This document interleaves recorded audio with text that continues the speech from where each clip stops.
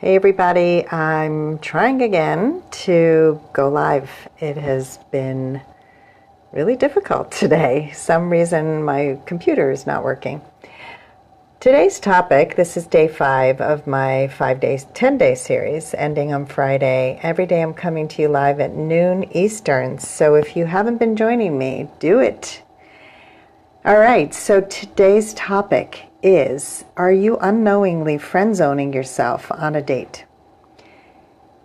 This is something that I used to do, so I am going to confess my guilt in this area. And when I first started dating after my divorce, this is what happened. I would go on a date and I was so uncomfortable that, first of all, I was coming in hoping that he would pick me. So I was super nervous, not at all authentically me. My pictures didn't look like me. They were heavily photoshopped by a friend because I was afraid to show the real me. And then I'd get on a date and I would talk about how super busy I was and how full my life was. And I would talk a lot about work and all the stuff that I was taking care of and how competent I was and about my dysfunctional upbringing and how dysfunctional my marriage was and yada, yada, yada, yada. And what I was doing was unknowingly friend-zoning myself. I was showing up, number one, in my masculine energy and trying to prove that I was lovable because I had spent so many years not feeling that way that I would go on a date and really have to prove myself. So men would often say to me, you seem too busy. You seem too busy to date.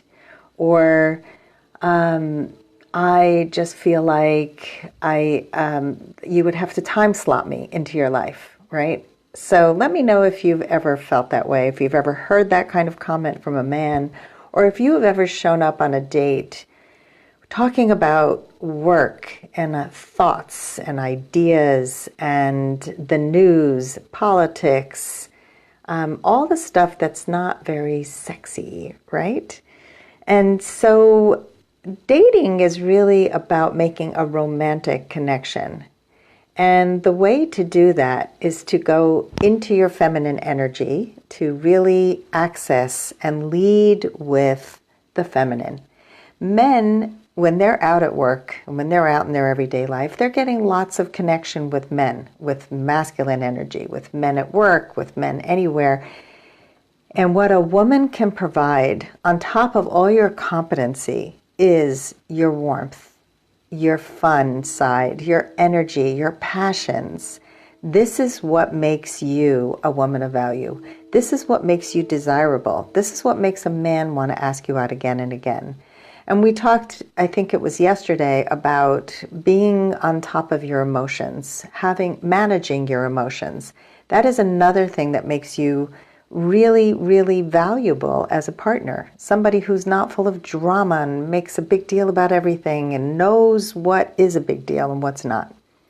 So part of mastering your love life is mastering the art of feminine energy, of bringing the warmth, the nurturing qualities.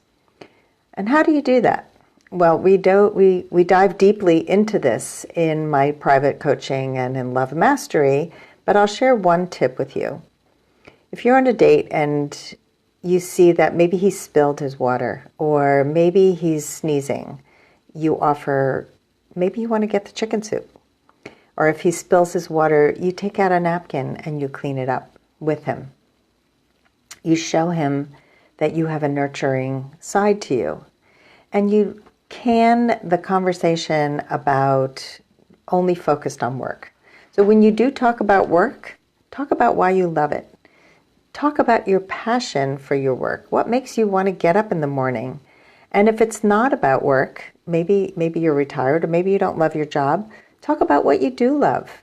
Talk about what lights you up. That is a conversation that he will remember.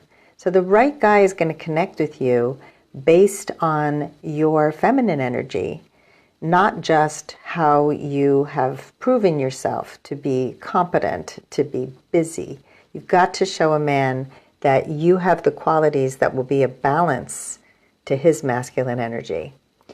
So I would love to hear from you. Leave me a comment and let me know what you think. Have you ever shown up on a date with trying to prove, trying to show a man how busy you are, focusing on negativity, any of those things? Let me know about a time that you might have done that and about a time that you have shown up in your feminine energy and how different that might have felt.